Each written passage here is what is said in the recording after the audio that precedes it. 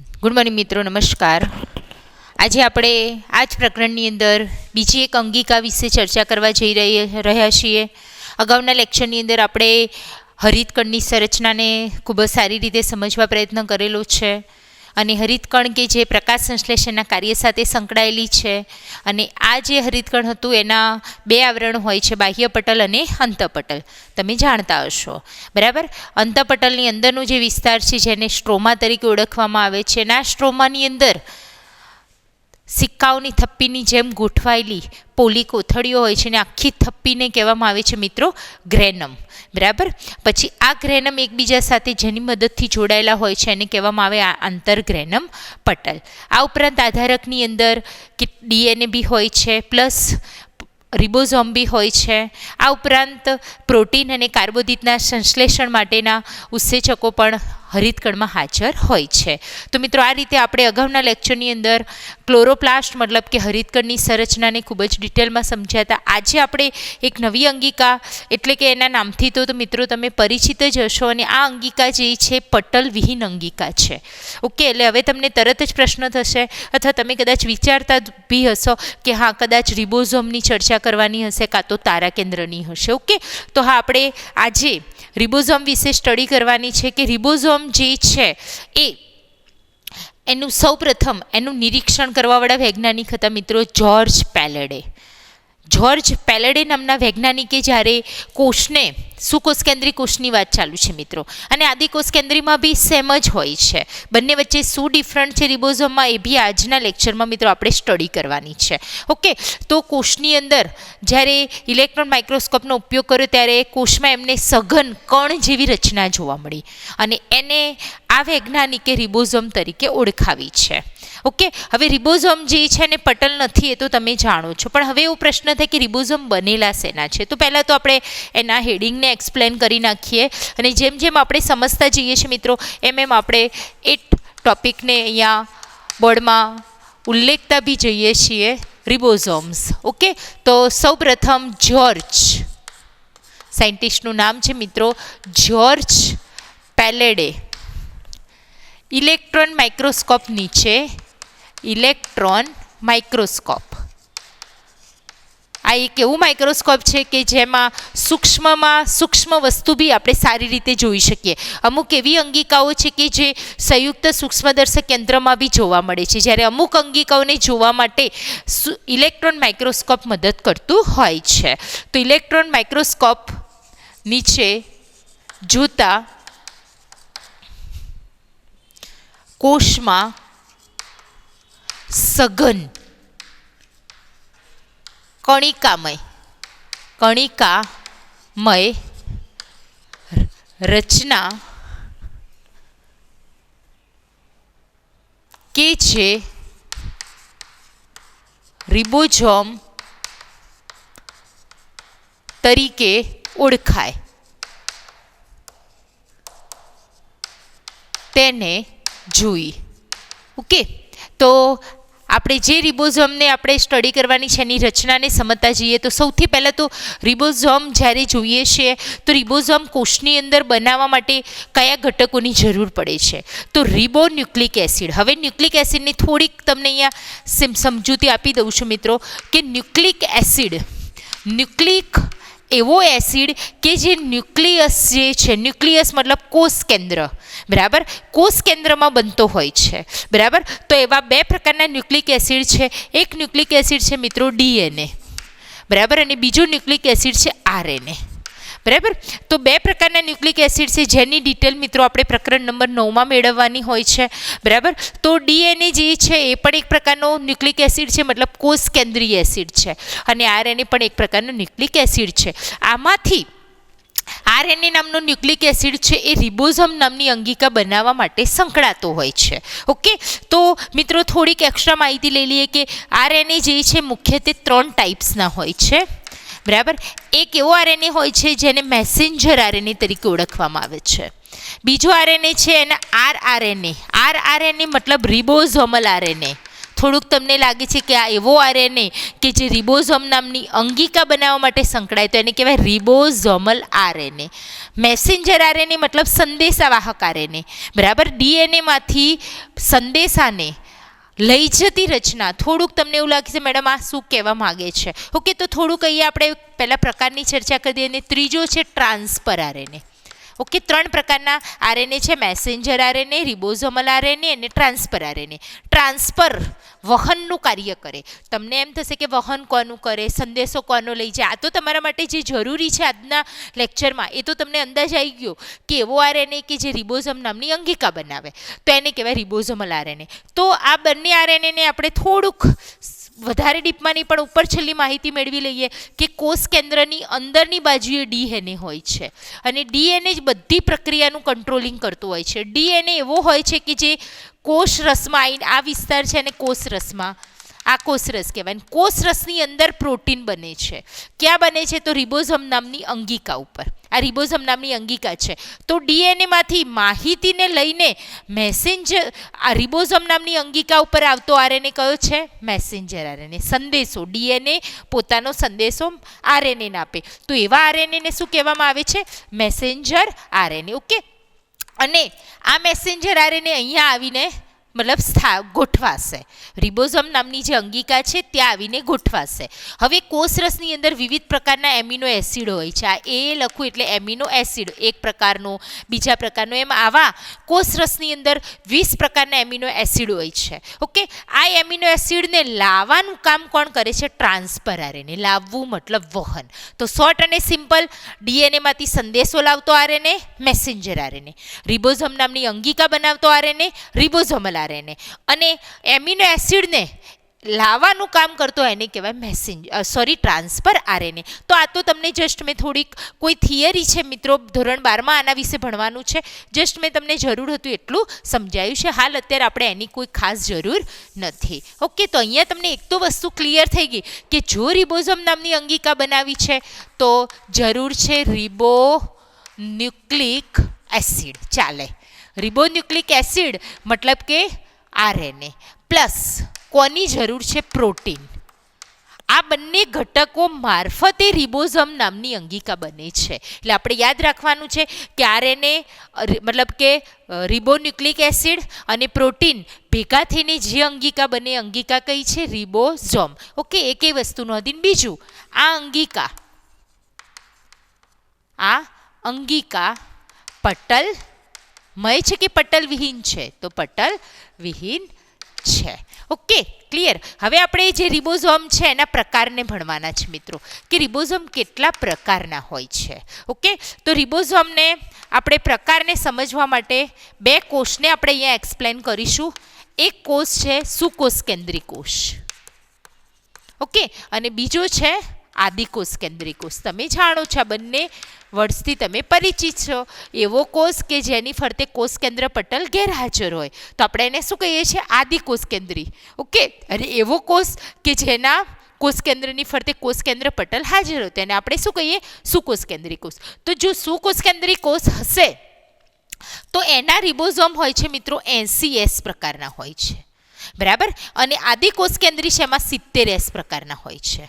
Okay, for example, કદાચ તમને એમ થાય કે મેડમ સુકોષ કેન્દ્રી કોષ હોય એની અંદર હરિતકણમાં તો રિબોઝોમ 70S હોય છે, તો હોય છે. કોઈ અંગિકાની અંદર હોય ત્યારે 70S પ્રકારના છે, બાકી નોર્મલી કયા પ્રકારના છે? 80S પ્રકારના. હાલ આપણે આદિકોષ કેન્દ્રીમાં 80S પ્રકારના રિબોઝોમ નથી હોતા.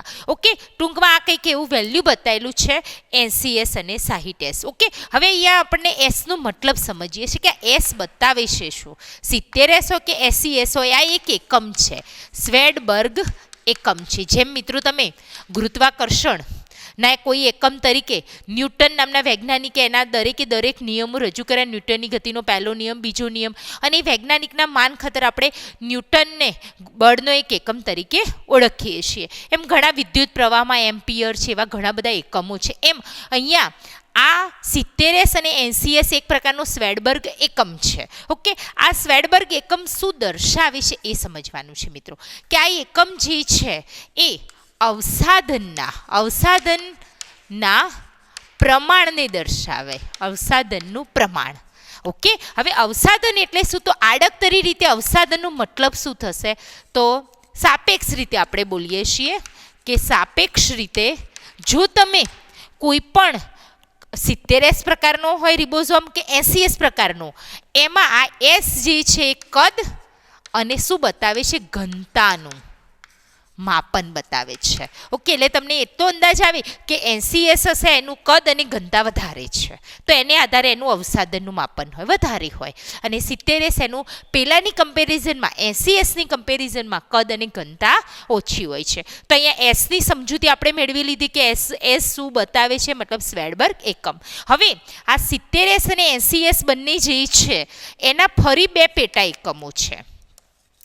પેટા એકમ, ઓકે, અહીંયા બી બે પેટા એકમ છે, પેટા એકમ.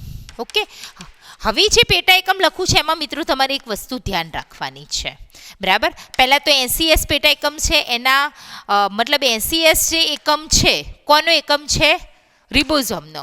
તો એમાંથી એના બે પેટા એકમ સમજીએ તો એક 60S છે અને બીજો 40S છે. ઓકે, તો કે મેડમ તમે કદાચ અહીંયા મિસ્ટેક ના કરી હોય કે 60 અને 40 તો 100 થાય, તો અહીંયા તો 80 કરવાનું છે ને. તો મિત્રો એ જ વસ્તુ અહીંયા ધ્યાન રાખવાની છે ને. સીધે સીધું તો આપણને યાદ રહે, પણ તમને નોર્મલી આપણી બુકમાં ફિગર ડ્રો કરેલી છે એટલી બધી નોર્મલ છે એનસીઈઆરટીના સિલેબસમાં, પણ અહીંયા હું જે ફિગર ડ્રો કરીને સમજાવું એના દ્વારા તમને બહુ ઝડપી યાદ રહી જશે. અને એવી જ રીતે 70S છે એમાં બી એવું જ છે કંઈક, એમાં બી 70 નહીં થાય ટોટલ, પણ એના બે પેટા એકમો 50S અને 30S છે. ઓકે, તો તમને કદાચ જોઈને એમ લાગે કે મેડમ તો આ વસ્તુ અહીંયા લખવાની જરૂર નથી, અહીંયા તમે કંઈક ખોટું લખ્યું છે, અહીં બી કંઈક ખોટું લખ્યું, સરવાળો મતલબ કે તમને સરવાળામાં કંઈ મિસ્ટેક કરી છે. ના મિત્રો, યાદ રાખીશું આ બરાબર જ છે. તમારે એક વસ્તુ યાદ રાખી લેવાની છે કે 80S પેટા એકમ છે, મતલબ 80S એકમ છે, એના બે પેટા એકમો કયા? 60S અને 40S. ઓકે, 60 અને 40. અને 70S છે એના બીજા બે પેટા એકમો કયા છે? 50S અને 30S. હવે હું નોર્મલી ફિગર ડ્રો કરીને સમજાવું છું. આપણી એનસીઈઆરટીના સિલેબસમાં જે ફિગર આપેલી છે તમે બુકમાંથી બી તમે સમજી શકો એવું છે, બહુ નોર્મલ જ છે, પણ અહીંયા હું જે સમજાવું છું આપણે જરૂરી છે. ધોરણ 12ની અંદર બી આ જ વસ્તુ મેઇન છે મિત્રો. જો તમને રિબોઝોમની રચનાની ખબર પડે, બરાબર, રિબોઝોમના બે પેટા એકમોનો ખ્યાલ નથી આવતો, તો અમુક ટોપિક જે ધોરણ 12માં આનુવંશિકતાનો આણ્વીય આધાર છે એની અંદર આનુવંશિકતા મતલબ DNA RNA બધી વાત આવશે આનુવંશિક દ્રવ્યમાં. અને એ સમય દરમિયાન આપણે ભાષાંતરની પ્રક્રિયા, અમુક એવી પ્રક્રિયાઓ છે જે રિબોઝોમ સાથે કનેક્ટેડ છે. બરાબર, નામ બી તમે યાદ રાખો છો કે રિબોઝોમનું કાર્ય શું છે. રિબોઝોમને મિત્રો કોષીય ફેક્ટરી કહેવાય છે. અહીંયા હું હેડિંગમાં એક એક્સ્ટ્રા માહિતી આપી દઉં છું, કોષીય ફેક્ટરી. ઓકે, કેમ એ ફેક્ટરી કીધું? ફેક્ટરી છે તો કંઈક તો ડેવલપિંગ થતું હશે, તો કયા ઘટકનું ડેવલપિંગ થાય છે? તો અહીંયા કાર્ય લખું છું કે આ અંગિકા પ્રોટીનના સંશ્લેષણ સાથે સંકળાયેલી છે. બરાબર, અત્યારે મેડમે વાત કરી કે પેલો ટ્રાન્સફર આરએનએ મેં તમને એક્સ્ટ્રા સમજાવ્યું કે એમિનો એસિડને લઈને આવે છે. હવે એમિનો એસિડ એકબીજા સાથે જોડાશે અને એમિનો એસિડ જોડાવાથી કયો ઘટક બને? પ્રોટીન. એટલે એક વસ્તુ યાદ રાખજો, પ્રોટીન શાના બનેલા છે? એમિનો એસિડના બનેલા છે. ઓકે, તો પ્રોટીન સંશ્લેષણનું કાર્ય એ કરવા માટે આખી પ્રોસેસ મિત્રો તમારે સ્ટાન્ડર્ડ 12માં ભણવાની છે, તો તમે આ રચનાને બહુ સારી રીતે સમજી લેજો. ઓકે, તો આ જે 60 અને 40 છે તો નોર્મલી રિબોઝોમ છે ને એમાં એક આવો પેટા એકમ હોય છે અને એક બીજો આ પેટા એકમ હોય છે. આખી રિબોઝોમ નામની અંગિકા જ મેડમે ડ્રો કરેલી છે. એમાં તમે પોતે જોઈ શકો છો કે મિત્રો કે આ એરિયા જે છે ને એ તમારે 40S બતાવે છે અને આ એરિયા કયો છે? 60S છે. બરાબર, અને આ તો મિત્રો આ બંને જે છે તમારે આખું નથી માપવાનું.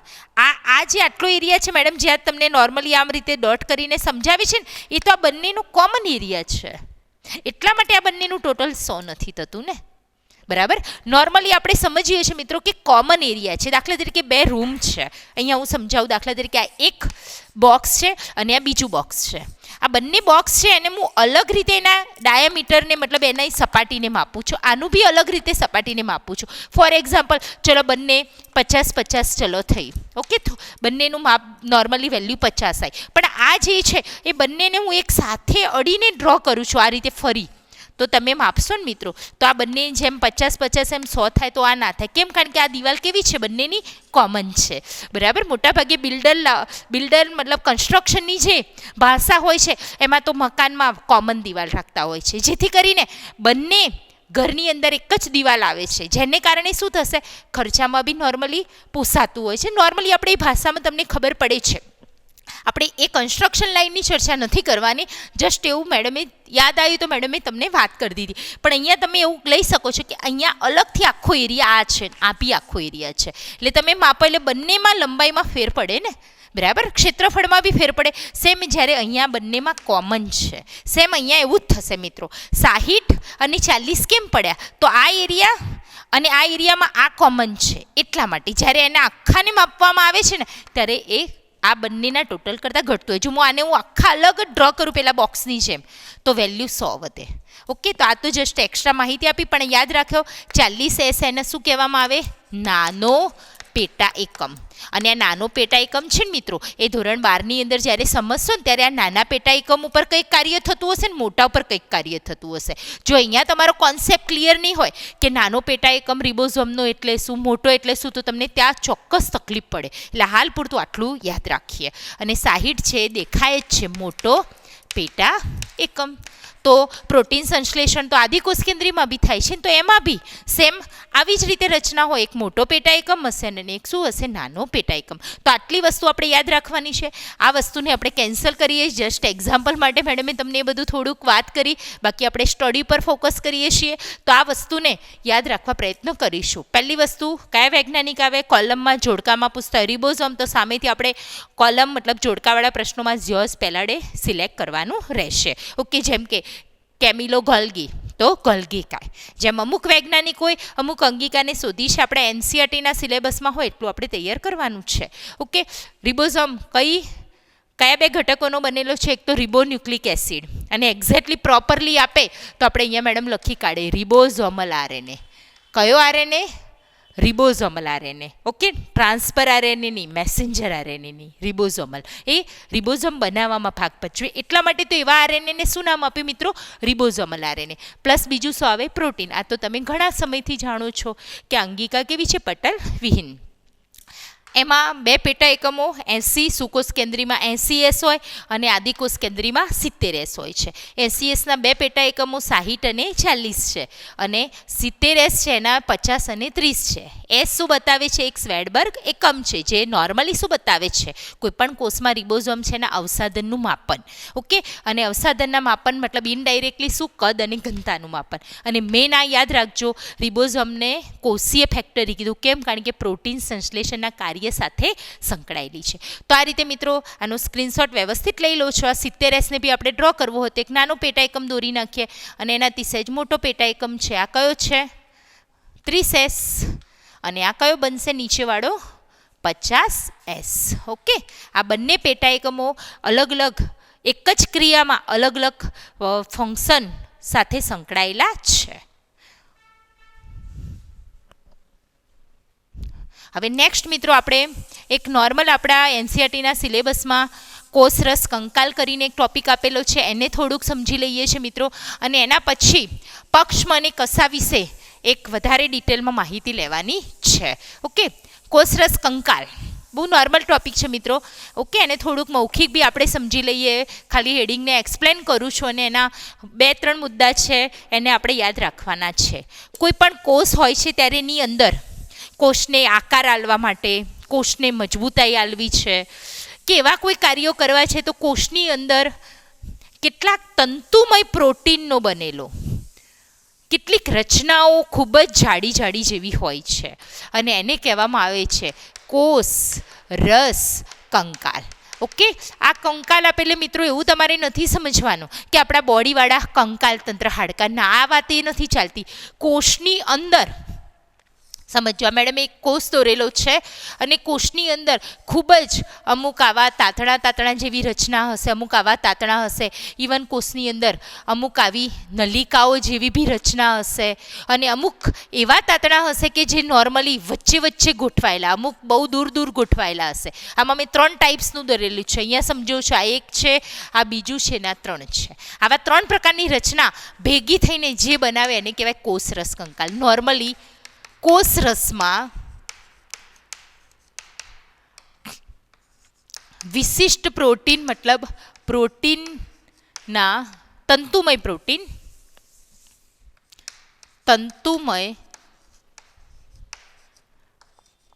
પ્રોટીનની બનેલ જાલીમય રચના, બહુ જાડા જેવું છે, જાલી અથવા જાલાકાર જાલીમય રચનાને શું કહેવામાં આવે છે? કોષરસ કંકાલ. ટૂંકમાં તમારે એક યાદ રાખવાનું, કોષરસ કંકાલ શાનું બનેલું છે? પ્રોટીનનું, તંતુમય પ્રોટીનનું. હવે એ કોષરસ કંકાલ છે એમાં 3 પ્રકારની રચનાઓ મેડમે તમને ડ્રો કરીને સમજાયેલી છે. ઓકે, ચલો એ રચનાને આપણે અહીંયા એક્સપ્લેન કરતા પહેલાં અહીંયા આપણે નામ નિર્દેશનમાં આવી જશે. તો આ તમે જોઈ શકો છો મિત્રો કે આ જે છે એ છે સૂક્ષ્મ તંતુઓ. બરાબર, કોષરસની અંદર પ્રોટીનના બનેલા આવા તાતણા જેવી રચના છે. તો આપણે એને શું કહીએ છીએ? પ્રકારમાં કયો એક પ્રકાર? સૂક્ષ્મ તંતુઓ. પછી તમે જોઈ શકો છો કે આ રચના જુઓ, આ આખી એક નલિકા જેવું છે, એટલે બીજી રચના બની, એને શું કહેવામાં આવે? સૂક્ષ્મ નલિકાઓ. અને જે તંતુઓ વચ્ચોવચ્ચ છે, મધ્યમાં જ છે, તો આપણે એને કહીએ છીએ આંતર મધ્ય તંતુકો. એનું મતલબ કે કોષની અંદર કોષરસ કંકાલ 3 પ્રકારે હોય. કેટલાક તાતણા સ્વરૂપે અને સૂક્ષ્મ તંતુઓ કીધા, કેટલાક એવી નલિકાઓ પોલી રચનાઓ સ્વરૂપે છે. દરેકના કાર્યો મિત્રો અલગ છે.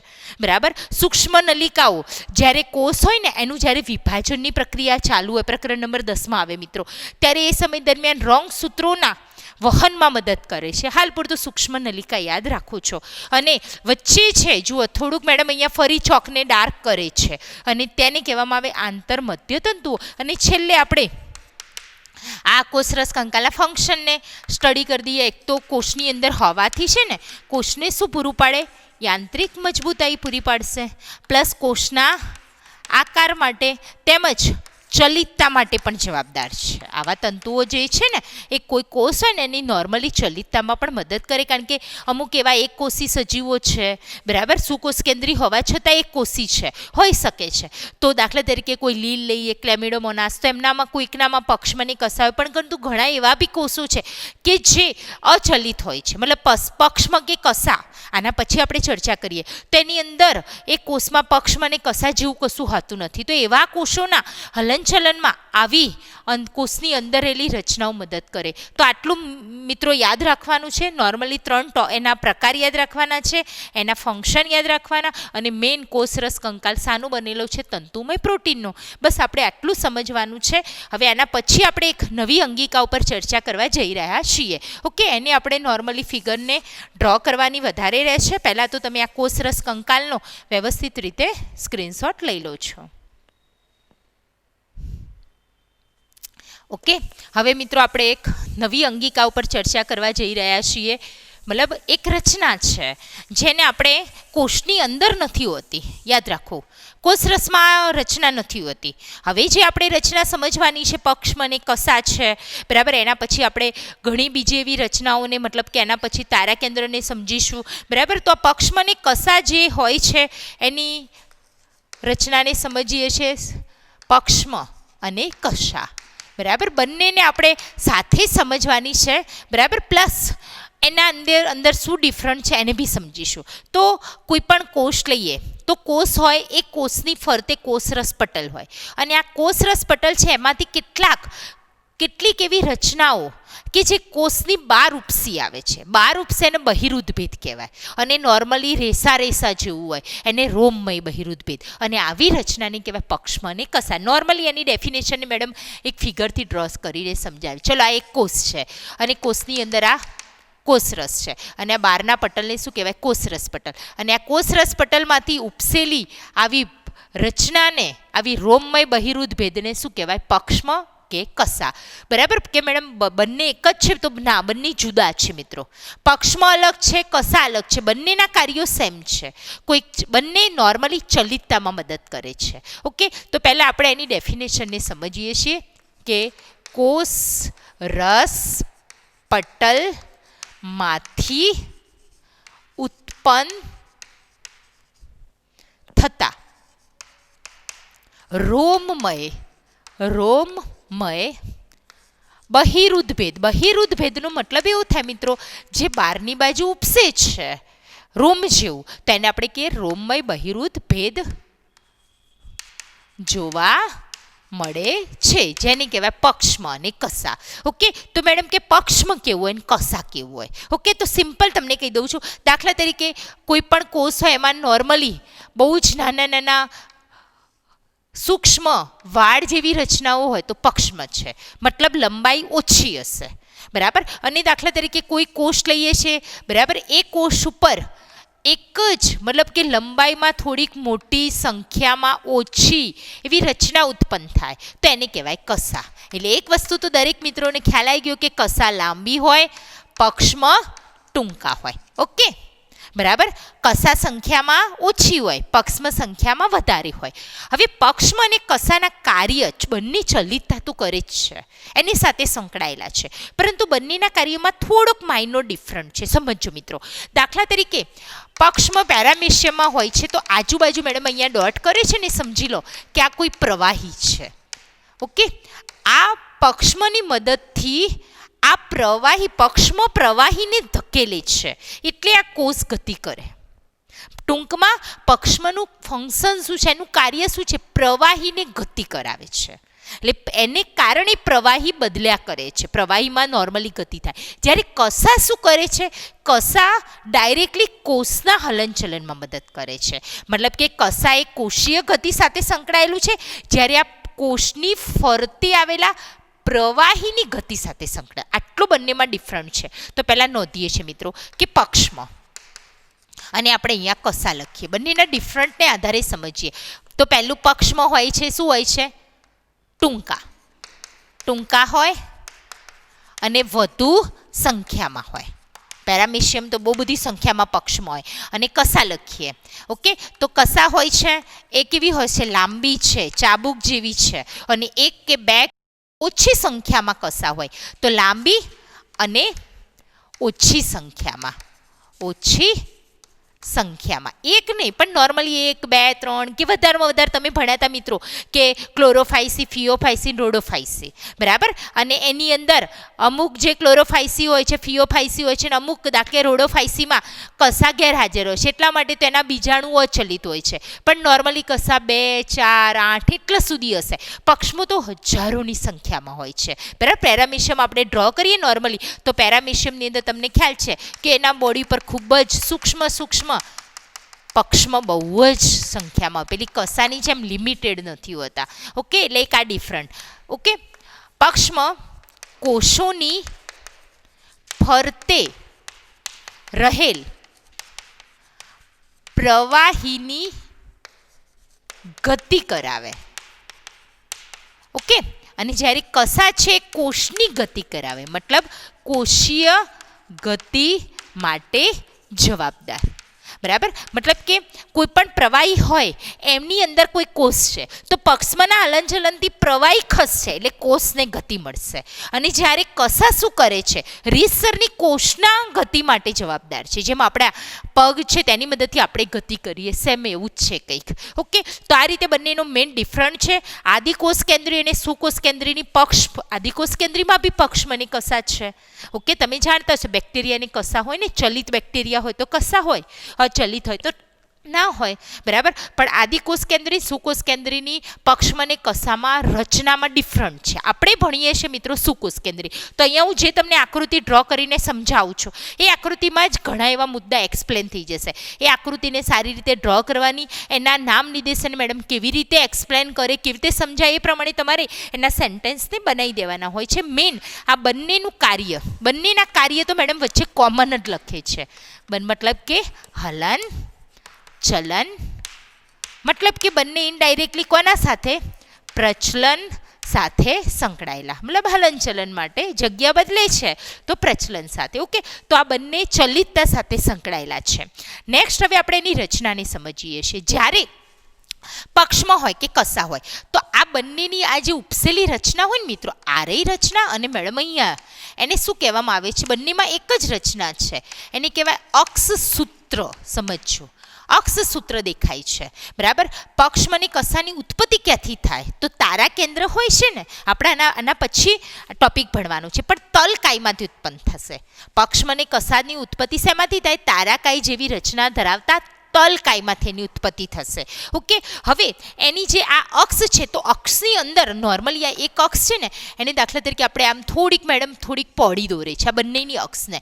તો એની અંદરની બાજુએ તમને આવી રીતે એક નલિકા, બીજી નલિકા, ત્રીજી નલિકા, આવી બહુ જ બધી નલિકાઓ જોવા મળે, બરાબર. કોની અંદર? અક્ષ સૂત્રની અંદર જ્યારે જોઈએ છે ત્યારે અંદરની બાજુએ શું જોવા મળશે? આવી સૂક્ષ્મ નલિકા. પછી આ સૂક્ષ્મ નલિકા છે ને મિત્રો એકબીજાને પેરેલલ હોય. પેરેલલ મતલબ કેવી હશે? એકબીજાને સમાંતર હશે. આ અક્ષ સૂત્રનો આપણે નોર્મલી છેદ લઈને જોઈએ છીએ, બરાબર. ત્યારે એ જે છેદ હોય આ અક્ષ સૂત્ર મતલબ જે આ ઉપસેલી રચના છે એને મેડમે અહીંયા થોડીક પહોળી કરીને દોરી. ત્યારે અક્ષ સૂત્રમાં બહુ જ નાની અંદર નલિકાઓ જેવું હતું. હવે એ નલિકાઓ હતી એક બધી એકબીજાને કેવી હોય? સમાંતર હોય. હવે એને જ્યારે છેદ લઈને જોઈએ છીએ ત્યારે, બરાબર, આ બંનેમાં સેમ જ રચના છે અક્ષ સૂત્રની. ત્યારે સૌથી બહારની બાજુએ જીવ રસ પટલ છે, આટલું યાદ રાખજો. આ જે બહારની બાજુની જે આ જે મેડમ ઘટ્ટી દોરે, બરાબર. ચલો અહીંયા થોડું ગ્રીનિશ ચોકથી દોરું છું એટલે તમને થોડુંક આ જે છે એ મતલબ અહીંયા મેડમે એ જ રચના દોરી છે આ ગ્રીન કલરથી મેડમ જે ફરી, બરાબર. તમે જુઓ છો આવી એક રચના જેને કહેવાય જીવ રસ પટલ. હવે જ્યારે એની અંદર જોઈએ છે ત્યારે આ અંદરવાળા વિસ્તારમાં બધી સૂક્ષ્મ નલિકાઓ જ હોય ને. દાખલા તરીકે સિમ્પલ વસ્તુ છે કે પેલી પેન આવે છે જેમાં બહુ બધી રિફિલો હોય છે અલગ અલગ કલરની, બરાબર. ઘણી પેન એવી હોય છે કે જેમાં આપણે એક જ રિફિલ હોય, પણ વધારે કલર યુઝ કરવા તો એવી પેન આવે છે જેમાં ખાસી અંદર 3-4 પ્રકારની રિફિલો તમે ઉપરથી ટક ટક કરો એટલે જે તે જરૂર હોય એ કલરની રિફિલ મતલબ પેનની પોઈન્ટમાં આગળ આવે, આપણે એનો યુઝ કરી શકીએ. હવે એને જો નોર્મલી આપણે કટ કરીએ તો તમને અંદર દરેક રિફિલ હશે એનું અલગ અલગ રાઉન્ડ જોવા મળશે. સેમ એવું જ અહીંયા છે, અંદર સૂક્ષ્મ નલિકાઓ. હવે એવો પ્રશ્ન થાય આવી નલિકાઓ કેટલી હોય? ઓકે, તો આવી નલિકાઓમાં વચ્ચે આવી 2 નલિકા હશે, સમજો, વચ્ચે. અને આવી જે વચ્ચે હોય ને એને શું કહેવામાં આવે? બંનેને કેન્દ્રસ્થ નલિકા. કેન્દ્રસ્થ નલિકા કહેવામાં આવે. વચ્ચે છે એટલે કેન્દ્રસ્થ, સિમ્પલ છે. અને આ બંનેને જે જોડે છે ને એ જ રીતે મિત્રો તમારે સેન્ટેન્સ યાદ રાખવાના છે. અને અલગથી મેડમ એના વિષય વસ્તુને અલગ એક્સપ્લેન નથી કરવાના, ફિગરની અંદર આકૃતિમાં આવી જ જાય છે. અને આ બંનેને જોડતું હોય ને એને શું કહેવાય? સેતુ. ટૂંકમાં કેન્દ્રસ્થ નલિકા બંને એકબીજા સાથે જોડાયેલી હોય છે. પછી આ જે કેન્દ્રસ્થ નલિકા છે એની ફરતે આવરણ હશે, અને આ જે આવરણ છે ને એને શું કહેવાય? કેન્દ્રસ્થ આવરણ. ઓકે, આજે આપણે આ અંગિકાને કમ્પ્લીટ જ કરવાની છે. આજે અંગિકા મતલબ રચના છે મિત્રો, યાદ રાખીશું આ રચના છે એવી. ઓકે, બીજું પરિઘ તરફ જોતા હતા ત્યારે પરિઘ તરફ એનો જ્યારે છેદ લઈને જોયું ને તો આવી રીતે 9નું ઝુમખું જોવા મળ્યું.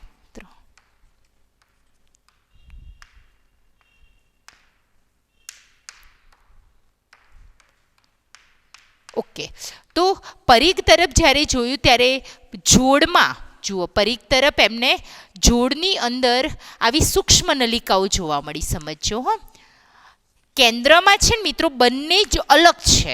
જ્યારે પરિઘ તરફ છે ને તમે ગણી શકો છો મિત્રો કે આવી રીતે 9 જોડ સૂક્ષ્મ નલિકાઓ મળી. મેડમે 1 2 3 4 5 6 7 8 અને 9 દોરેલી છે. તો એક જગ્યાએ મેડમ નામ નિર્દેશન કરે છે સૂક્ષ્મ નલિકા, બરાબર. નલિકાની જોડ લખીશું. અને ક્યાં છે? કેન્દ્રમાં નથી ને, દૂર છે, તો આપણે એને શું કહેવાય? પરિધવર્તી.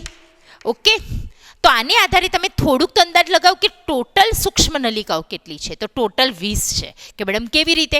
તો આ કેટલી છે? 9 જોડ, બરાબર, અને કેન્દ્રની 2, એટલે ટોટલ સંખ્યામાં 20. મતલબ કે મેડમ 10 જોડ નહીં તો ના, એમાં 10 જોડ નથી કરવાના, આ બંને છૂટી છે. માટે આવી ગોઠવણી કેન્દ્રસ્થ કેટલી છે? 2 છે.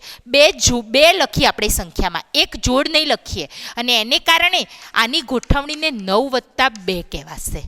9 જોડ એટલે 18 થઈ, અને 2 અલગ છે, અને 10 જોડ નહીં લખવાની. તો કઈ રચનામાં 9 + 2 ની ગોઠવણી જોવા મળે? તો પક્ષમ અને કસા. આટલું યાદ રાખીશું મિત્રો. ઓકે, હવે સમજીશું મિત્રો. હવે આ બધાનું ક્યાંક ને ક્યાંક જોડાણ છે. એક તો બંને કેન્દ્રસ્થ નલિકા છે, કોની મદદથી જોડાઈ હતી? સેતુની મદદથી. હવે સમજીશું આ નલિકાઓ બધી એકબીજા સાથે પણ જોડાયેલી છે, અને એ જોડાણ છે એમાં મેડમ 2 લાઈન કરે છે. સમજો મિત્રો. તમને એ રીતે હું સમજાયા કરું છું કે તમને આ જ થીમમાં આકૃતિને સમજવાની, અને પછી લખાણને તમે જ્યારે બુકમાંથી સ્ટડી કરો ને મિત્રો, લગભગ ખ્યાલ આવી જશે. તો જે પરિધવર્તી સૂક્ષ્મ નલિકા બી એકબીજા સાથે જોડાયેલી છે, બરાબર, અને જે જોડાયેલી છે એને કહેવામાં આવે છે આંતર 2 છે. દ્વિકીય સેતુ. સેતુના બદલે એને તંતુક બી શબ્દ વાપરે છે મિત્રો. તંતુક મતલબ પરિધવર્તી સૂક્ષ્મ નલિકાઓ એકબીજા સાથે જેની મદદથી જોડાયેલી છે એને શું કહેવામાં આવે છે? આંતર દ્વિકીય સેતુ અથવા આંતર દ્વિકીય તંતુકો. ક્લિયર? પ્લસ બીજી આવી ઘણી એવી એક્સ્ટ્રા રચનાઓ છે. આપણે દરેક જગ્યાએ ડ્રો નહીં કરતા મેડમ, સમયના અનુસંધાનમાં એક જગ્યાએ ડ્રો કરે એવી રીતે આ રચના તમારે બધી જગ્યાએ ડ્રો કરી દેવાની છે. ઓકે, એટલે એક વસ્તુ એ ક્લિયર થઈ. કેન્દ્રસ્થ નલિકા જેની મદદથી જોડાયેલી છે એ સેતુ.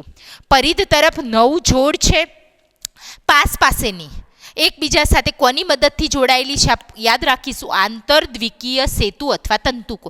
પ્લસ આ જે કે પરિધવર્તી નલિકા છે ને એ આવરણ સાથે બી જોડાય છે. સમજો છો મેડમ, અહીંયા આવરણ દોરે છે, બરાબર, અને આ જે આવરણ છે એને મિત્રો કહેવામાં આવે છે, સમજો, પરિધવર્તી છે એ કોની સાથે? આ શું છે મિત્રો? નામ નિર્દેશનમાં જુઓ, આ શું છે?